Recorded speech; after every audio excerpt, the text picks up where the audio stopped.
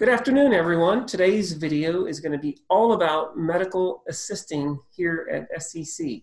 I've got a friend with me today, Kathy Zabel. She is our, program director? Yes. Of our medical assisting program, and she was just telling me she's kind of been with the college in a couple of different capacities since 1982. Is that correct? Yep, 82. Well, we're so glad you're here. So, Kathy, why don't you start by just telling us a little bit about the medical assisting program? And I believe there's a screen that I need to pull up. So one of the first things when I start talking about the program is to say, I don't think everybody knows this, that medical assistants work in doctors' offices. That's what they're trained to do. Not hospital settings, not nursing home, but doctors' offices. So that person, when you, Dr. Illich, go to the doctor and they bring you to the room and they get your vital signs and they'll say, Dr. Illich, what brings you in today? And you tell them, and then they, depending on what the doctor, what your complaint is, and maybe they swab your throat, your nose, maybe they give you injections, draw your blood. They do all of that stuff. Do your EKG if you need one of those. So I do like to refer to this paragraph here on our flyer, and it lists, some of the many things that our students do: height, weights, draw blood, test urine, throat and nasal swabs, injections, EKGs, and they do everything with infants, all the infant vaccines. And then this bottom part is kind of neat, really, because our students are in high demand by not just your normal family doctors, but all of these specialists want to hire our students. So you can see the cardiologists, the chiropractors, the dermatologists, endocrinologists, hematology, internal medicine. I mean, basically you name it. And I'm even adding on our next flyer a couple more that have reached out to me when we had students in their offices, was allergy, asthma, and immunology, and then the ear, nose, and throat doctors. So all of them seriously want to hire our students. So Kathy, does your program, do you put it together differently or are there different focuses for someone that wants to go into one of these specialties as a medical assistant, or does it not matter? No, we have a list of competencies that we teach everyone. The final term, I have them go to 2 different doctors' offices for their practicum, and they may get to go to one of these specialties if they have an interest in it. So then they'll learn there, and then when they get trained, they'll learn all the additional things that they would learn for a specialty rotation. So it's really kind of up to the student to decide what practicum they think they would be most interested in maybe pursuing a career in. They all have to do some family medicine, and then if they have an interest, and I have a specialty that would take them as a student, and if they say, yeah, I'm really interested in dermatology, then I can usually get them in one of those places. And I see at the bottom it's got the estimated expenses associated with the program, including everything from books to tools and supplies and so forth, tuition and fees. That seems really quite affordable for such a high demand area. I have another question for you, Kathy, real quick. How excited are you, and what is this new building, this 82,000 square foot health science facility that's going to be complete in October? What is that going to mean for the program and the other programs? We can't wait. We can't wait to get over there. Last fall was the first time we divided our labs up, but normally we would have all of our students in one lab. Well, we had a lab that had over 20 in it, and our lab right now is too small for that. So we did break up this group of students that we have right now. So we have 24 total, so we have 12 and 12. But just having the space will be super important and good for us, having that space, and then the technology and everything. It's kind of what I think we're looking forward to. I think one of the things too that I'm so excited about, and when you think about going through adversity, and we're all going through this unusual time with the COVID-19 situation, but one of the things I've seen when you go through adversity, it does create an opportunity for growth and discovery and innovation.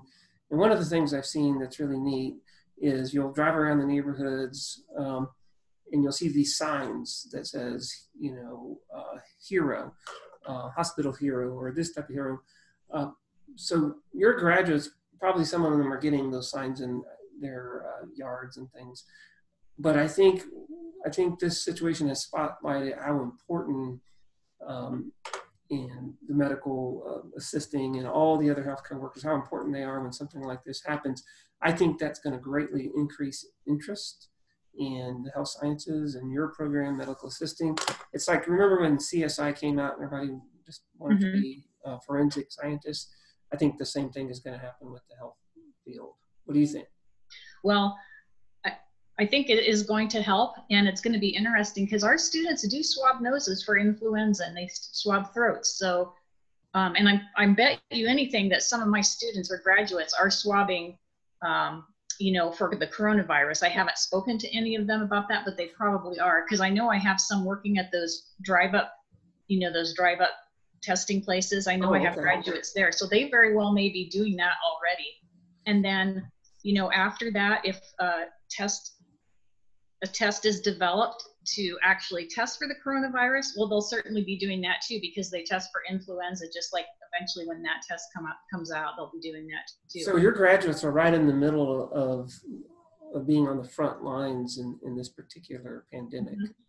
Now, interestingly, I just talked to a doctor's office yesterday, and I think most of the family doctors, the sick people aren't going there. Right. You know what I mean? They're maybe going to those drive-up places or to the hospital setting.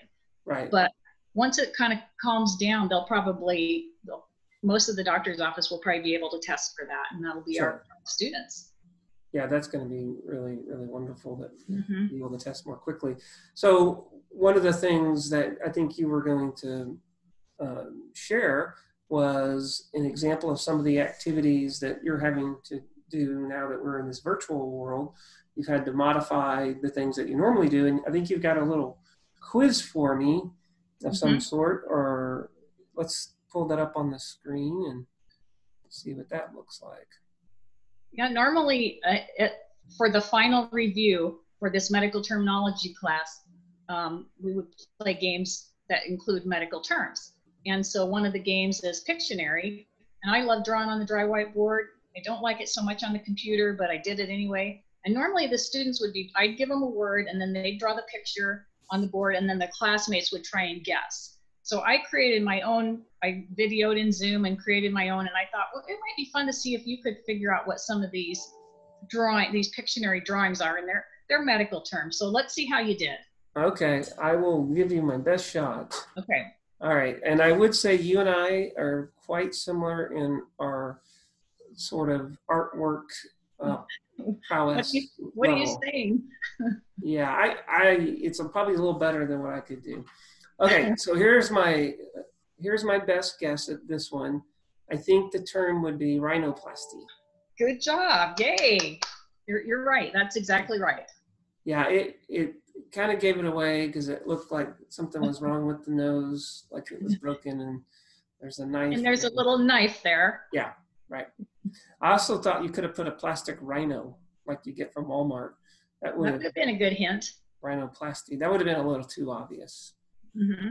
Okay, for this one, I wasn't super clear on this one. We'll see if I got this one right. I thought a couple ways you could go with it. It's either laparoscopic surgery or laparotomy.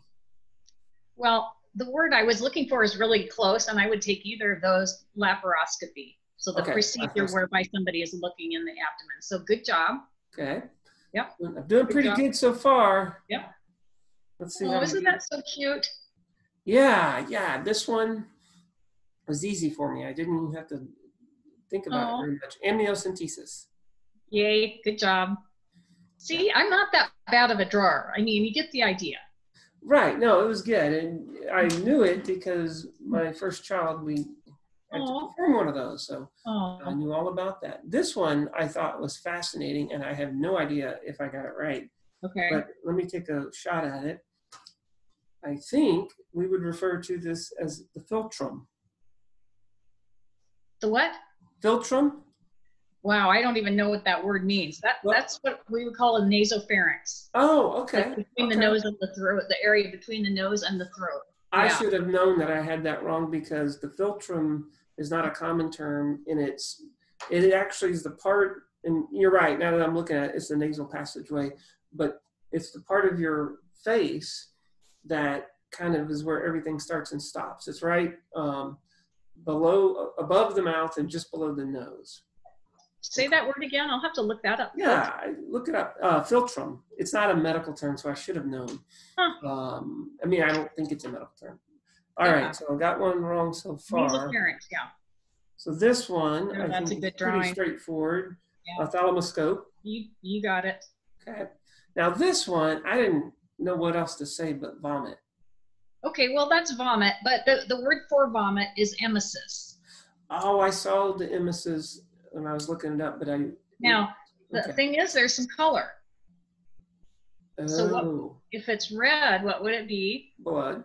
Blood, and then that word is hematemesis, because hemato means blood. Oh. And then emesis is vomit. So when you have blood in your vomit, it's hematemesis. Okay. Yeah. Well, I got the slang version of it right, but that yeah, vomit is good. I say that word. That probably wouldn't account. Okay, this I would call oligospermia. Yep. Oligospermia. Good job. Yep, that's what that is.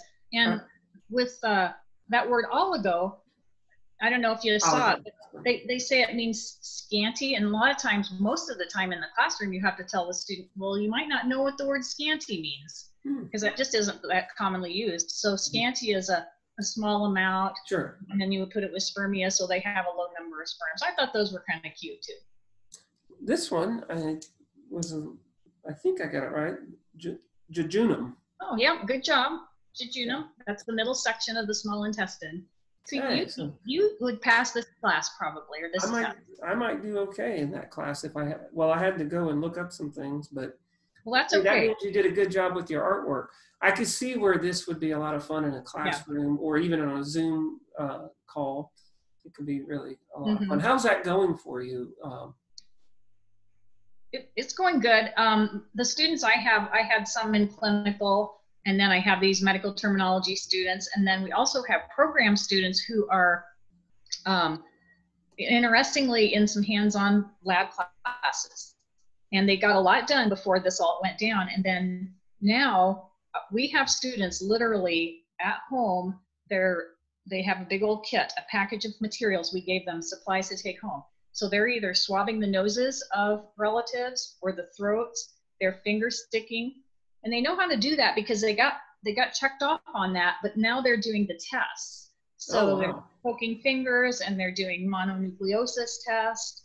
They're swabbing throats, swabbing noses.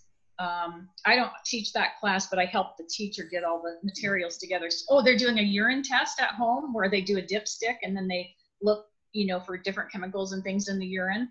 And so the family members are going to learn a lot too from these students because they're doing the family members have to sign a waiver or something, or no, it's not like they're trying to diagnose anything. It's just and nothing is dangerous or anything like that. So do they, when they're doing the test, like if it's a urine test, do you go you have a one-on-one with a Zoom with them and they show you the test and you explain it? How does that work? The teacher recorded videos. Yeah, the teacher recorded videos of all of those things. So, I mean, you can't force a student at home to watch a video, but you hope that they watch that video so they know what to do. But yeah, with the urine, it's just like, you're in a doctor's office and they say, go pee in a cup, and then you get that cup and then you dip the dipstick right in the urine. So, and interestingly, I mean, they're doing a pregnancy test too. And we have had students in our lab did not know they were pregnant and found out based on the test they did. So that could happen at somebody's home even, interestingly. So what type of students do you typically have? Are these students coming right out of high school? Are these students that are coming maybe from the Career Academy that we have? Are they students who had another career and they're coming back? I'm guessing you probably have all types. We do, but the majority of them aren't right out of high school. Interestingly, we talk to a lot of high school students, and they have some pretty grandiose plans, like they want to be surgeons and they want to deliver babies. So we get typically the student that's maybe more in their later 20s, and they have maybe a child or two, and now they need to get a job and get to school and get done fast. And we are fast because we're a diploma. So I would say that's typically are a little bit older, not right out of high school. So one of the things that's happening right now is there's massive amounts of unemployment as a result of COVID. I'm guessing a good number of folks are going to want some sort of fast track training and maybe not go pursue. Some of them might want to do a 2-year degree, but some of them are going to want to become trained faster. So maybe that's going to also really increase demand in your program. Yeah. Yeah, I think it will. And then we're pretty flexible. If they've got a college class or two from somewhere else, also I don't mandate what gen eds they take. I don't say you got to have this and this. So if they've got gen eds in 2 different categories, they can get done with that.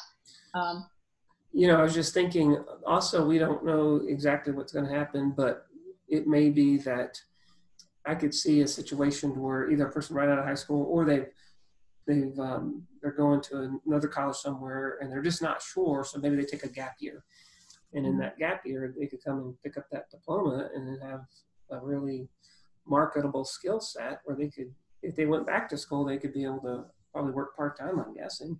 Yeah, and they'd get really smart working in and around doctors and all the teams in doctors' offices. They'd learn a lot if they wanted to go back to school. Sure. I got an email this week from a med student who her medical test was on hold because of the testing center. So she wants to come through our program, fast track through our program until she can get her test taken. I thought that was interesting. Wow, that is. And I can probably do it, actually. Wow, that's super. Interesting.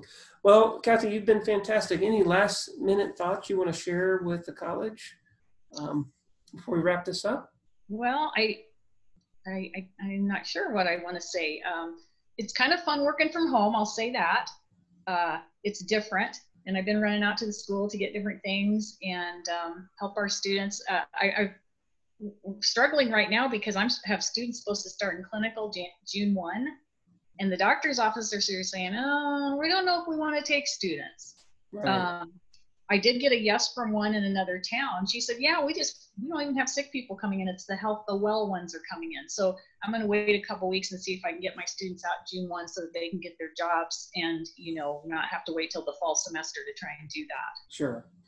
Well, you've been great, Kathy. I really appreciate it. We're going to wrap this up, but a lot of good information. I'm glad I made above a 50%.